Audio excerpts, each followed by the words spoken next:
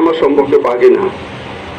উল্লাহ গাজী, তার বাবার বাড়ি কুমিল্লা, তার আব্বা চাকরি করতেন ইউসিবিলে, একটা লাইনের সর্দার ছিলেন। উনি তারা যখন ছোট উনি মারা যায়। ওরা দুই ভাই এক বোন, তার দুটা ছেলে আছে। উল্লাহ সম্বন্ধে সবাই বলছেন ভালো। আমাদের বাড়ির সন্তান তো, রাস্তা দিয়ে হাঁটলে সামনে পড়লে দুই তিনটা ফেঁকা দিয়ে লাইতো। মামারে কিভাবে সম্মান করা যায়, এমন একটা সম্মান সে আমাদেরকে দেখাইতো। আসলে দেখেন, মুরব্বীরা তো চলে যাচ্ছে আমাদের বাড়ি থেকে, আশেপাশে সবার। আমাদের বাড়ি থেকে রাজিক গাজী, ফারুক গাজী, তারপরে আছে ওই যে আমাদের যে ভাই রহমতুল্লাহ, এই যে হলুল্লাহ আমাদের মাঠ থেকে খুব অল্প বয়সে চলে গেছেন। আছে আমাদের গাজীবাড়ির নজরুল ভাইয়ের ছেলে শাহাদাত।